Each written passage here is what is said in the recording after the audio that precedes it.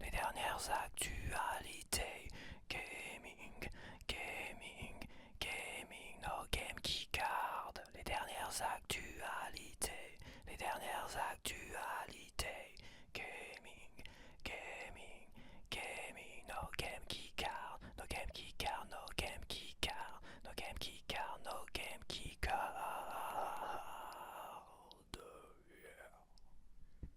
Bonsoir, bienvenue dans ces actualités du jeu vidéo des semaines passées et on va commencer tout de suite avec la première actualité. Donc on va parler de Tunic que j'ai fait l'année dernière, l'été dernier.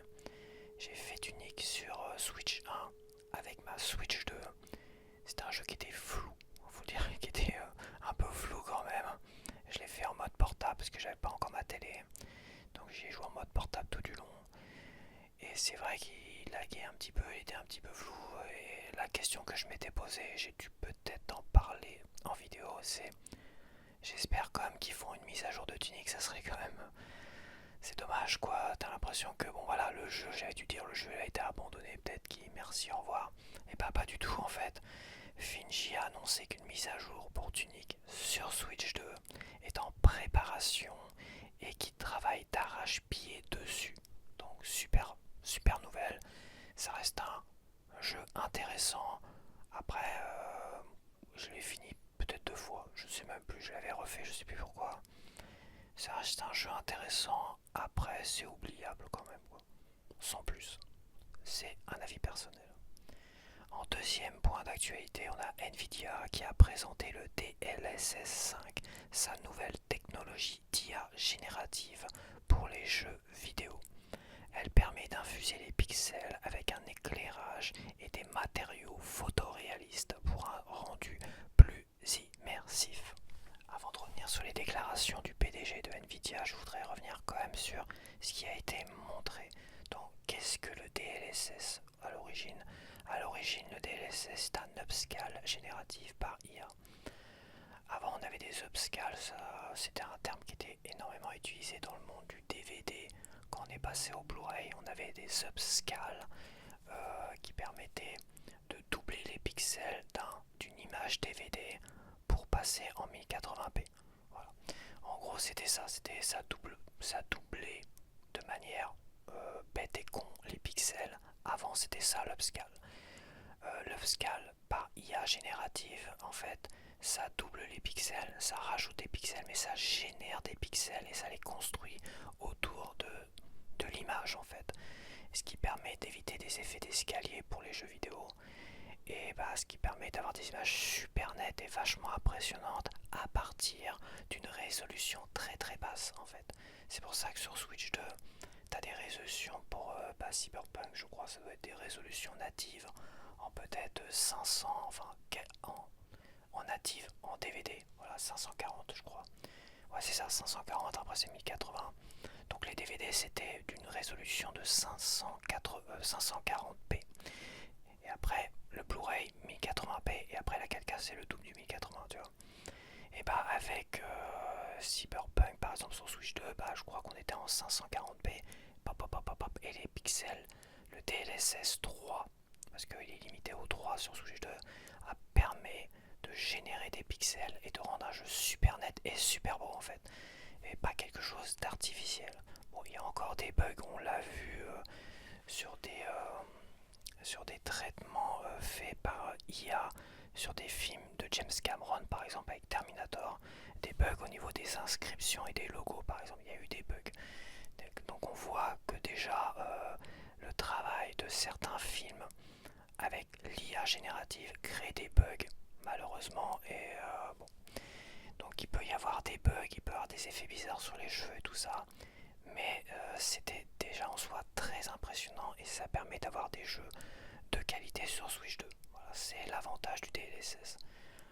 Donc qu'est-ce qu'il faut pour pouvoir avoir du DLSS? Il faut avoir des cartes graphiques compatibles, c'est important de le dire. Moi j'ai une Nvidia, mais ma Nvidia n'est pas compatible avec le ray tracing ni le DLSS, elle ne reconnaît pas du tout ça. Même avec des mises à jour c'est pas possible. Voilà, parce que ces cartes graphiques n'ont pas été conçues pour cela. Voilà. Et la Switch 2, elle n'est limitée qu'au DLSS 3.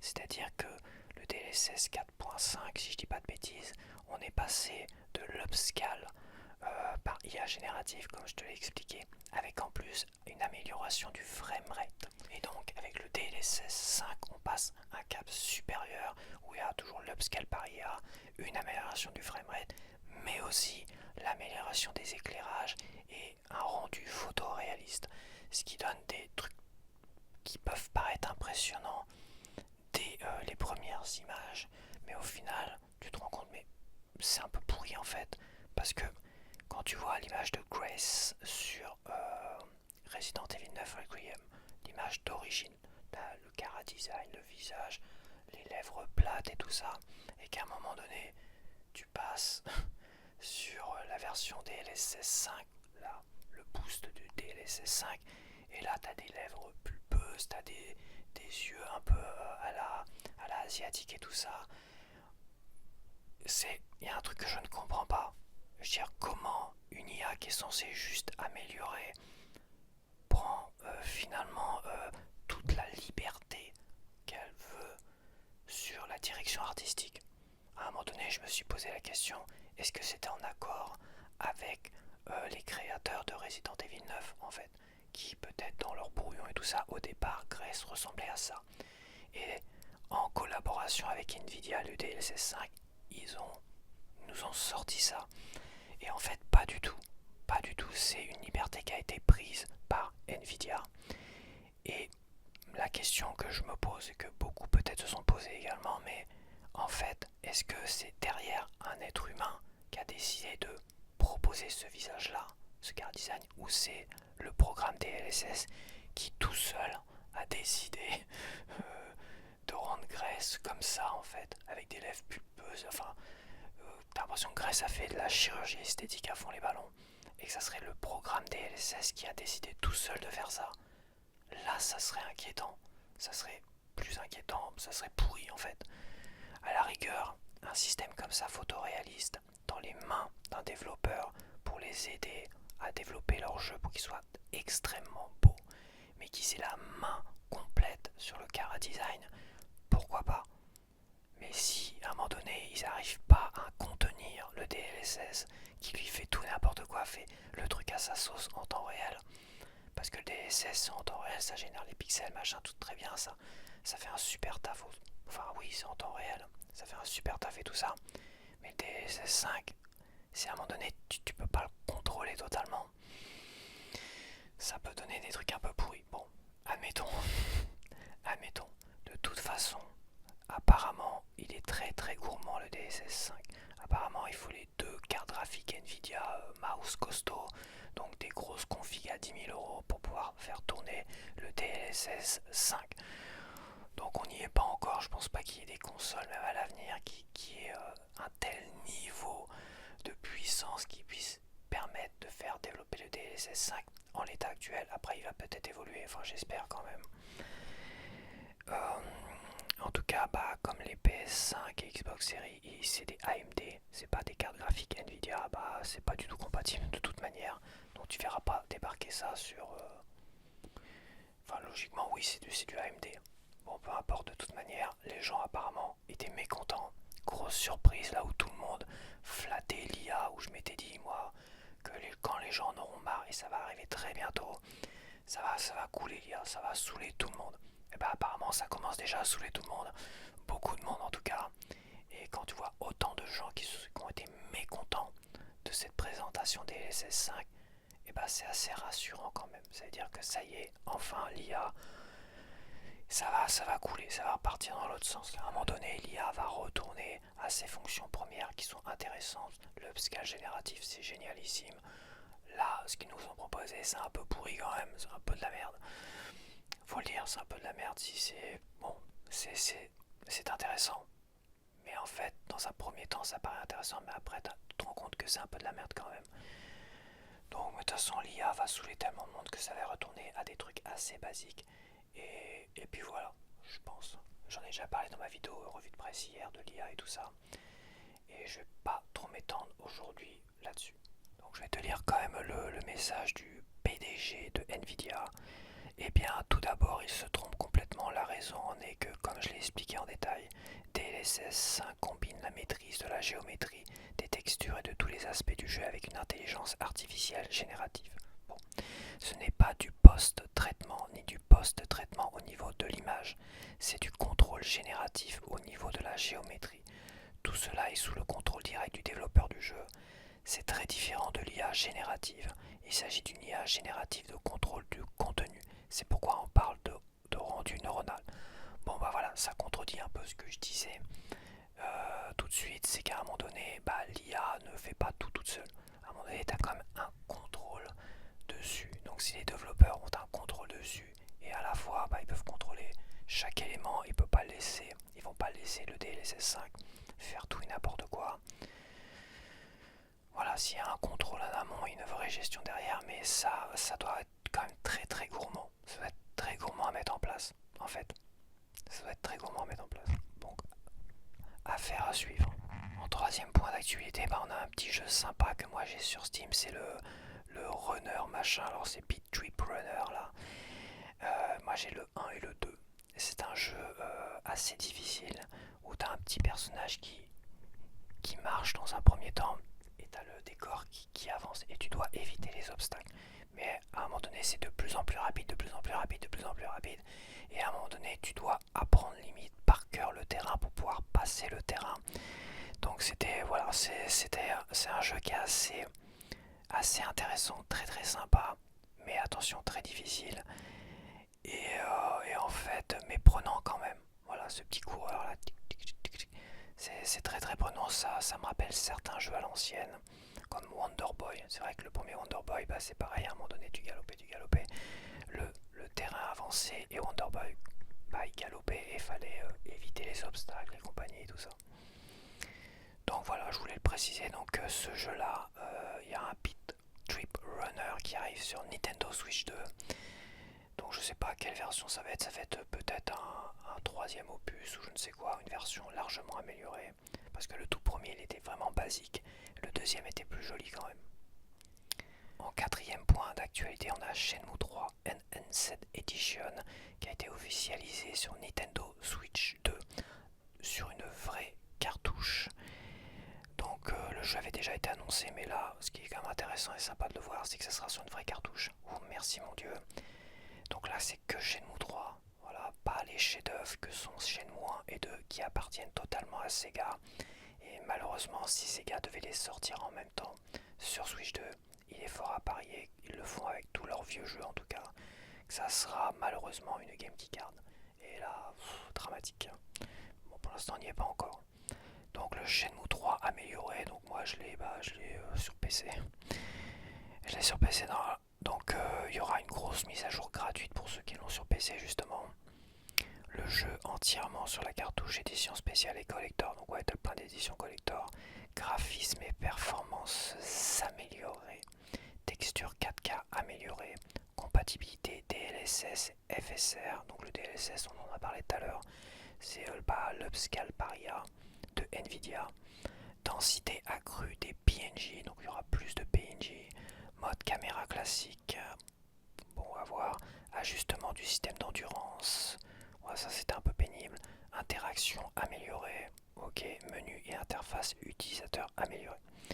Bon voilà, moi j'avais ce que je pouvais faire comme reproche à Shenmue 3 finalement, c'est de vouloir proposer un jeu beau de l'époque dans lequel il a été créé. Et en fait, c'est un jeu indépendant parce qu'il a reçu comme des finances et tout ça, des aides de Sony, tout ce que tu veux. Mais d'une certaine manière, ce jeu-là a manqué clairement de finances pour proposer un jeu exceptionnellement beau comme l'avait été Shenmue 1 et Shenmue 2, même si Shenmue 2 a eu un downgrade graphique quand même et est sorti un peu à l'arrache et pas partout malheureusement. Genre aux États-Unis, il n'est pas du tout sorti. Pas sur Dreamcast en tout cas. Et nous, on a eu la chance de l'avoir. Moi, je l'avais acheté 400 francs, tout neuf, tout beau, dans une boutique chez Shenmue 2. Et à l'époque, donc 400 francs, c'est l'équivalent de 60 euros. En fait, le problème de jeu là, c'est qu'il était pas très très beau. Il paraissait intéressant, il était joli, t'avais le système de saison, tout ça, mais tu sentais quand même que c'était fait. Ils en ont chié en fait pour sortir ce jeu là avec très peu de moyens, malheureusement. Après, le jeu en soi, il n'est pas très intéressant. Au départ, Shenmue, c'était, je crois, 16 chapitres. C'était ça. 16 chapitres. Donc le premier Shenmue, c'était le tout premier chapitre. Le chapitre 2, quand il est sur le bateau, a été retiré, en fait, de l'histoire. Donc avec Shenmue 2, on a, je crois, du chapitre 3 au chapitre 6 ou 7, je sais plus. Et Shenmue 3 correspondrait finalement au chapitre, bah on sait pas trop, parce qu'il a vraiment très peu communiqué là-dessus, mais peut-être qu'au chapitre 7, là où Shenmue a été intéressant, parce que tu avais l'univers du Japon, il fallait travailler, il fallait machin, et c'était vraiment passionnant, et pour l'époque, graphiquement, c'était une tuerie. Shenmue 2, bah t'étais en Chine, tu débarquais en Chine, et là tu vivais une aventure dans la ville Hong Kong, ouais c'est ça, t'étais à Hong Kong. Et après, bah, tu finissais en campagne, dans la campagne et tout ça. Et Shenmue 3 reprend où tu es dans la campagne, où il se passe finalement pas grand chose. Où finalement, bah, t'as pas ce dépaysement du Japon, ce dépaysement de la Chine. Et au final, tu es juste dans une campagne classique chinoise. Et avec quelques PNJ, machin, tout ça. Et je trouve le jeu, en fait, il manquait d'ambition. Je trouve que ce jeu manquait d'ambition.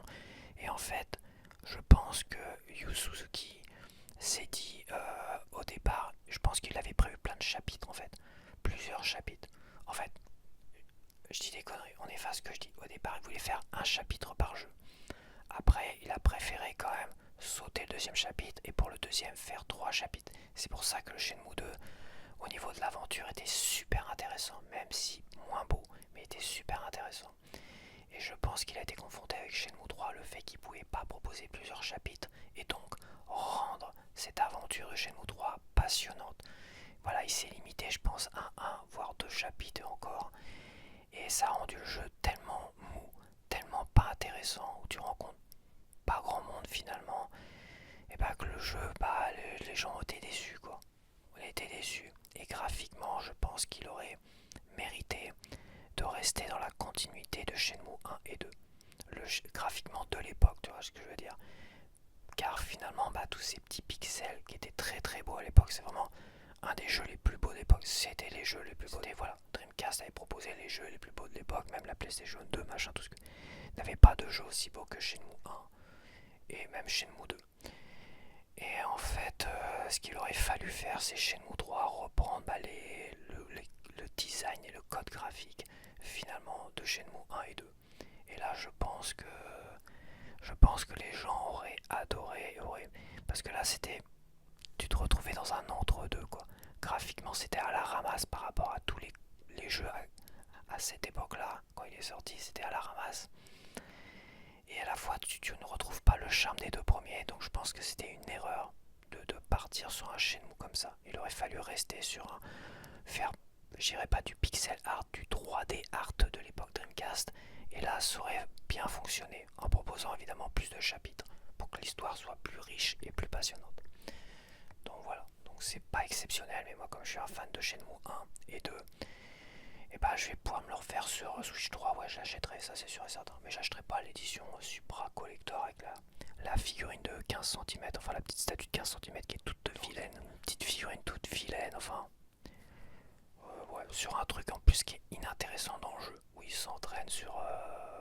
c'est inintéressant. En 5ème point d'actualité, un nouveau modèle de Nintendo Switch 2 serait en préparation. Donc un modèle qui correspondrait aux nouvelles normes européennes, où je crois pour 2027, alors les nouvelles normes européennes, je dois bien t'avouer que c'est saoulant quand même, même si là, c'est pas une mauvaise chose, mais en fait, ça va réduire la qualité. Donc je vais te dire ça tout de suite. Donc les normes européennes vont exiger que tous les appareils, quels qu'ils soient, aient des batteries amovibles, ce qui permettra finalement de les changer. Et en soi, c'est pas une mauvaise chose. Mais pour rendre des batteries amovibles sur des appareils comme la Switch 2, par exemple, eh ben, il va falloir faire des concessions. Et les concessions, c'est au niveau place et au niveau capacité de la batterie. Donc la batterie sera beaucoup moins puissante. Donc ça sera pas terrible pour ceux qui voudront faire beaucoup de nomades avec. Mais d'une certaine manière, sur l'avenir. C'est intéressant pour ceux qui font beaucoup de jeux en nomade, en déplacement. Comme ça, si un jour ta batterie elle est morte, et bah tu pourras acheter une batterie, ou si tu pourras acheter plusieurs batteries et finalement les changer et continuer à jouer à ton jeu. Si tu as 2, 3, 4 heures de train et que tu joues à Cyberpunk 2077, et bah t'achèteras 3-4 batteries et ça te permettra de jouer pendant 3 heures, 4 heures, voilà. Donc ça reste avantageux, mais bon, voilà, je pense que les batteries en tant que telles seront moins puissantes. Et ça veut pas dire que les batteries seront pas vendues pas cher. Je pense pas que la législation dit bah oui d'accord amovible, mais il faut que les batteries soient à moindre coût. Non, à mon avis les batteries coûteront cher juste pour compenser finalement cette évolution de technologie pour s'adapter aux normes européennes qui va coûter quand même un certain prix. Donc pour l'instant c'est juste pour l'Europe. Alors c'est une rumeur mais ça se confirme de toute façon. C'est une rumeur mais c'est une obligation. Ça va être une obligation. Alors ça sera pour tout le monde. Ça sera pour tout le monde. Pour les téléphones, Apple ça sera pareil. Apple sera obligé de mettre des batteries amovibles comme à l'époque des premiers téléphones, tu avais des batteries amovibles. Et bah pour tous les iPhones et tout ça, il faudra des batteries amovibles. Ils n'auront pas le choix. Ouais, ils se prendront des amendes dans un premier temps, mais ils n'auront pas le choix. En 7ème point d'actualité, donc on a un bad buzz sur une Game Keycard qui aurait été proposée à la vente sur un site collector, Physical Forever. La Game Keycard c'est Starbytes, donc Game Keycard sur Switch 2. Le jeu Starbytes que je connais pas du tout était prévu sur ce site collector sur Switch 1, Switch 2 et peut-être d'autres dont je ne sais pas. Et il a été annulé apparemment sur Switch 2 seulement. Donc certains trolls qui sont pro Game Keycard sont venus insulter les gens. Donc j'ai pris un commentaire au hasard. J'avais raté les débiles du jour qui ont fait annuler une Game Keycard pour avoir rien à la place. Vraiment, continuez votre combat à la con. Enfin bref, des trolls qui viennent troller des gens qui ne réagissent plus. Parce que moi je te le dis, les gens ne réagissent plus au Game Keycard. Ils s'en foutent. Il n'y a même plus de combat. Je vois même plus de gens qui étaient anti-Game Keycard comme moi réagir à tout va. Non, ils réagissent seulement quand il y a des jeux qui sortent en pleine cartouche. Shenmue 3, ils ont salué timidement. Indiana Jones, oui, ça a fait du buzz, ils étaient contents. Mais les Game Keycard, on n'a plus rien à foutre. Démerdez-vous avec vos merdes de Game Keycard. Mais les trolls, les lobbies et compagnie des éditeurs tombent sur la moindre information pour insulter tous les gens qui font un combat contre ça. Et bah c'est plus du marketing, c'est de l'idéologie politique, c'est des militants à la con qui viennent détruire tous ceux qui voudraient oser s'interposer à ce format Game Keycard et donc à l'avenir en total des maths. Bref, là où c'est rigolo, c'est que ces mêmes connards finalement, t'as des gens qui sont arrivés, qui sont insultés et qui sont venus, hé Coco, déjà tu vas te calmer tout de suite, parce qu'en fait si ça a été annulé sur le site, c'est parce qu'il y a eu 0 précommande. 0. Voilà. Ils ont gardé la Switch 1 parce que les gens se sont tournés vers l'édition complète cartouche sur Switch 1 et se sont tournés sur les autres supports et tout ça. Mais personne a voulu précommander le machin. L'édition Switch 2, donc ils l'ont annulé, tout simplement. Donc si tu voulais vraiment que ça sorte et tout ça, pourquoi toi tu l'as pas acheté? La gueule enfarinée. Donc évidemment, il y a une guerre qui se joue, mais il n'y a que les trolls qui trollent en fait. Et les autres sont là, il y en a qui répondent, bon, c'était peut-être même pas obligé de répondre, mais à un moment donné, il fallait quand même calmer le jeu sur ça. Parce qu'en fait, le jeu a été annulé parce que personne n'en voulait. Donc voilà, donc si ces putains de trolls, encore une fois, je dis, c'est que des trolls. Pour certains, ils sont payés, c'est des lobbies, c'est des machins. Pour nous imposer, au final, du total des maths. Voilà, ces trolls-là, du numérique, ça existe depuis les gilets jaunes. Moi, je l'ai vu sur les gilets jaunes. Tous ces trolls à la con qui sont venus polluer pour diviser un peu tout le monde. Ça existe depuis un moment.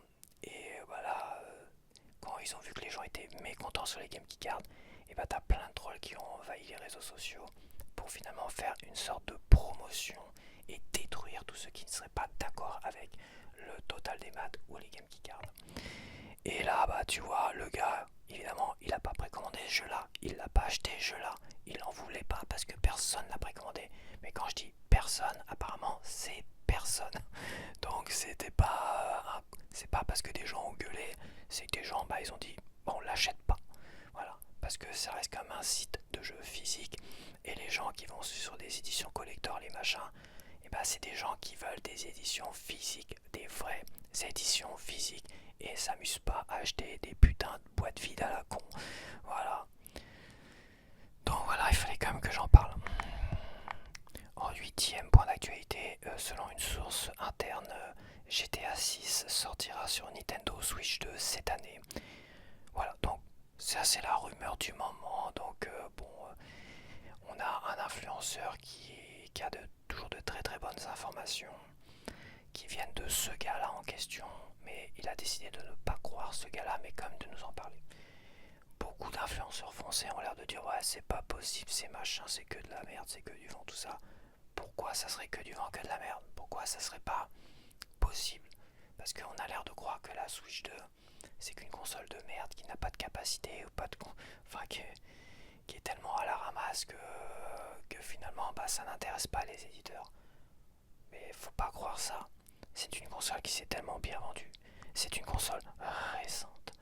C'est une console finalement avec le DLSS, en faisant pas mal de concessions certes. Et bah en plus t'as une game keycard, tu peux proposer des game keycards si le jeu est trop élevé. Et il y a de fortes chances que si vraiment ça sorte, ça sera un game keycard. Tout est là finalement. Tout est là finalement pour que Rockstar Games dise bah on va saisir la balle au bon. Une console récente qui s'est vendue à des millions d'exemplaires tellement rapidement, pourquoi on va pas saisir la balle au bon? Même si on propose une édition pourrie, même si on propose que du démat, que du machin, pourquoi pas? Pourquoi pas? De toute façon, Game Key Card ou Game Key Disc, il y a de fortes chances qu'ils sortent un Game Key Disc sur PS5 et compagnie, donc faut pas croire. Hein. Je pense que maintenant ça va être la norme pour beaucoup de choses, beaucoup d'éditeurs. Donc moi, c'est pas que j'y crois dur comme fer. Moi, je m'en bats les couilles de GTA 6. Hein, je dois t'avouer, j'achèterai pas du tout. Je pense que j'achèterai pas du tout en fait. C'est vraiment pas mon délire. Mais je trouve pas ça aberrant en fait. Et je trouve ça assez logique que Rockstar Games dise bon, on met une équipe quand même sur la Switch 2 et vous me préparez une édition Switch 2 convenable. Faut que ça sorte au jour J, le jour de la sortie pour ces Switch 2. C'est pas déconnant. Moi, je trouve pas ça déconnant. Point d'actualité, bon voilà, on a des hausses de la PS5 Slim, PS5 Pro et la PS5 portable qui sont annoncées pour dès avril pour tout le monde. Donc bah, la PS5 Slim passe à 649€, la PS5 Pro à 900€, évidemment sans lecteur, la blague, et la PS5 portable qui n'est pas une vraie portable est à 250€. Bon, quoi dire de plus? Bah oui, si on entend un peu tout le monde, oui, le prix de la RAM, le prix de la vie, le machin, les taxes de Trump et compagnie, c'était tout à fait normal. De toute façon, là, moi je veux dire, c'était normal pour tout le monde. Sauf, peut-être que l'actualité qui va suivre va changer un peu la donne. Le 10e point d'actualité, je te lis ça, les entreprises de mémoire RAM chutent et enregistrent des pertes de plusieurs millions après l'annonce de Google d'un algorithme d'IA réduisant l'utilisation de la RAM par 6 et augmentant la vitesse par 8. Les prix de la RAM devraient baisser, Donc après c'est pas clair, l'annonce, la news est sortie aujourd'hui, il y a eu des baisses à la bourse très importantes et tout ça. On parle de quelle RAM? La RAM, la DDR, ou on parle de la RAM des serveurs IA, la HBM, je sais plus quoi. Parce qu'il ne faut pas oublier que les fabricants de RAM ont délaissé la DDR pour se concentrer sur la RAM spéciale IA pour les serveurs et n'ont produit que ça. Donc si à un moment donné, et ben ils en vendent plus, alors ils se sont concentrés sur la production uniquement sur ça quasiment, et ben là ça fait putsch. Là ils vont couler à la vitesse grand V. Ils ont intérêt vraiment à proposer de la DDR à un bon prix pour tous les autres. Donc évidemment ça reste une bonne nouvelle, ça veut dire que déjà en soi l'IA, c'est ça qui est rigolo, c'est l'IA qui a plombé le marché de tous des technologies à cause de la DDR et des fabricants qui ont délaissé la DDR, finalement est en train eux-mêmes de pourrir ceux qui ont investi des millions et des millions parce que l'IA évolue tellement rapidement et à la fois tellement rapidement et dans tous les sens qu'elle va se bouffer elle-même. L'IA va se bouffer elle-même. Voilà, c'est le serpent qui va se mordre la queue. En plus, et là je ne parle pas du ras-le-cul des gens, j'en ai parlé dans la vidéo d'hier, de ça qui commence finalement à monter. Mais déjà en elle-même, l'IA est en train de se mordre la queue et de s'auto-dévorer. Et c'est ça qui est génialissime. Donc il faut attendre un peu là les prix des consoles et tout ça. Quand ça va s'écrouler pleinement, je pense que ces prix-là seront plus du tout justifiés. Il faut surtout pas craquer. C'est pas là qu'il faut craquer sur les consoles, c'est pas maintenant. Il faut attendre, car si tout cela se confirme, et bah, ils vont être les prix de la RAM, donc tout ce qui est associé à la RAM, dont les SSD, même les disques durs, parce que les gens se sont tournés vers les disques durs. Il me fallait un disque dur classique, je n'avais rien à foutre du SSD, mais comme les SSD étaient trop chers, les gens se sont tournés vers les disques durs et ça a fait augmenter le prix des disques durs aussi. Tout a augmenté, ça vaut pas le coup d'investir dans quoi que ce soit qui est lié aux technologies aujourd'hui. Il faut attendre un peu et tu vas voir que quand ça va s'écrouler tout ça, et ça va s'écrouler, là on va avoir des prix raisonnables. Évidemment tu vas voir Sony et les autres qui vont baisser un tout petit peu les prix de leurs consoles pour dire attends, faut se méfier de l'avenir et tout ça, mais en fait, à un moment donné, je pense que le discours on augmente à cause de ci, à cause de ça, et à cause de la RAM, ça sera plus possible d'ici quelques mois. Ça sera plus du tout possible. Et pour l'instant, bah, les douanes, Trump et les douanes, je sais pas où ça en est. Pour l'instant, Trump est occupé à autre chose apparemment. Donc, bon, je ne sais pas. En tout cas, je pense que ça a déjà été une très bonne excuse. Voilà, la PS5, elle a déjà augmenté à cause du coût de la RAM, mais ça avait rebaissé. Et la PS5 n'a pas totalement rebaissé, voire pas du tout. Donc, c'est des profiteurs, on va pas dire profiteurs de guerre, mais profiteurs des spéculations à droite et à gauche. Car oui, c'est la spéculation qui fait que... Et aussi beaucoup de choses. C'est beaucoup de choses à la fois. C'est vrai que les producteurs, les enfoirés, ils se sont concentrés sur business is business, rien de personnel. Mais là, je pense que les producteurs de RAM, ils risquent gros s'ils continuent à déconner. Donc je pense qu'ils vont changer leur stratégie.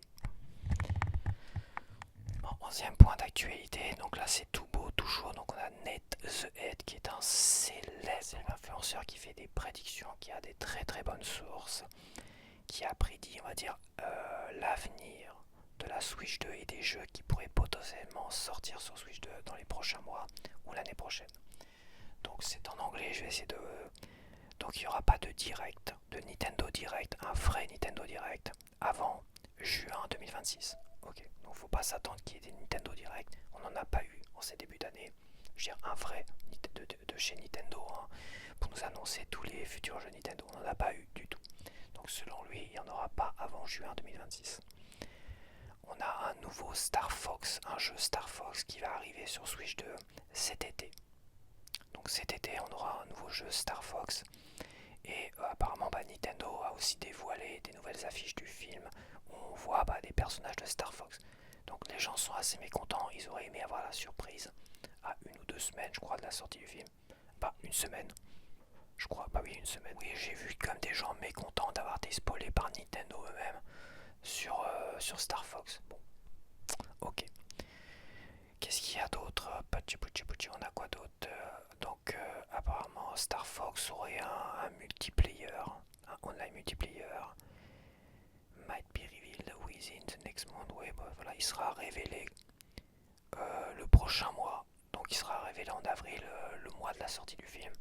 Ça serait assez cohérent parce que bon, juin c'est aux portes de l'été. Donc pour cet été 2026, on a aussi Splatoon Rider qui devrait sortir cet été. Pour l'instant, on n'a pas vu grand chose. On a Fire Emblem Fortune's With. Ça, c'était quasiment déjà confirmé. On a Rhythm, Even Groove et Switch Sports qui devraient arriver cet été aussi. Donc voilà, il y a... Est-ce que c'est un portage pour Switch Sports ou un nouveau Switch Sports? Ça on ne sait pas encore. C'est vrai qu'ils en ont fait de la pub, moi j'ai vu pas mal de pubs de Switch Sports, de la Switch 1 tout à l'heure. On a Pikmin 4 que moi j'ai récupéré en solde pour pas trop cher, qui va sortir dans une Nintendo Switch 2 édition, donc la mise à jour sera payante évidemment. Il est prévu pour 2026. Ocarina of Time en remaster, un remake plutôt. Donc il y a un remake d'Ocarina of Time, de Zelda Ocarina of Time, pour la Switch 2 qui devrait arriver dans la deuxième partie de l'année 2026. 2026, donc peut-être en fin d'année. La seconde moitié, ouais c'est ça, seconde moitié de 2026. Il n'y aura pas de Mario 3D pour 2026, mais il y en a un qui va arriver pour 2027 et il sera peut-être qui s'est annoncé en juin. Donc il y a bien un nouveau Mario 3D, mais ça sera pas avant 2027. Et Dusk Bloods de From Software, l'exclu de From Software, devrait arriver fin 2026. Voilà. Donc c'est des rumeurs très très sérieuses. Parce que bon, le gars est assez sérieux tout ça, et lui quand il parle, généralement ça se confirme derrière. Quand il annonce des directs, ça se confirme derrière. Pas en dire grand chose. Star Fox, ça m'intéresse pas trop, je connais pas trop. Hein. Je vois à peu près ce que c'est, mais je connais pas trop. Le Zelda, je serais content de faire Ocarina of Time. On m'en a dit que du bien. Et pour ce qui est du nouveau Mario 3D, à voir. Moi, j'ai toujours pas fait le Mario 3D de la Switch 1. D'ailleurs, j'oublie son nom. C'est quoi en fait le nom Tu me diras ça en commentaire, parce que là, j'ai un trou de mémoire. Je le ferai. Je pense que je le ferai, j'aurai le temps de le faire. De toute façon, je vais, comme j'ai dit, moins acheter de jeux Switch 2. J'en ai pas acheté depuis. Et je risque d'acheter plus des jeux Switch 1 que. Voilà. Des jeux Switch 1. Là, il n'y a pas grand chose de toute façon qui m'intéresse. Ouais, j'ai peut-être acheté quand même l'Indiana Jones, mais j'attends de voir quand même. Je vais quand même attendre de voir pour Indiana Jones. J'ai annulé ma précommande parce que je veux voir quand même. Je veux voir arriver le bousin, voir ce que ça vaut réellement.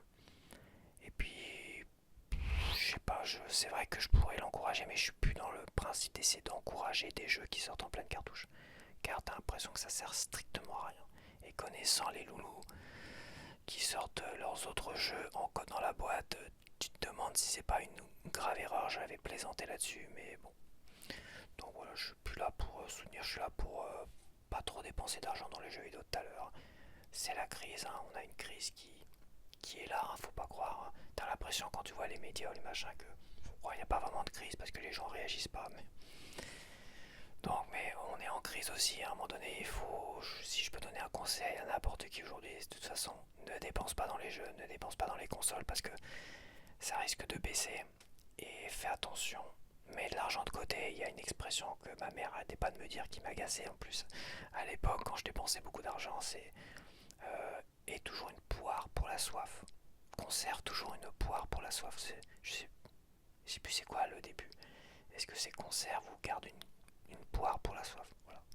Essaye d'avoir une poire. En fait, tu as le fruit, la poire, quand même de côté, au cas où tu aurais soif ou tu mourrais de soif en fait. C'est ça.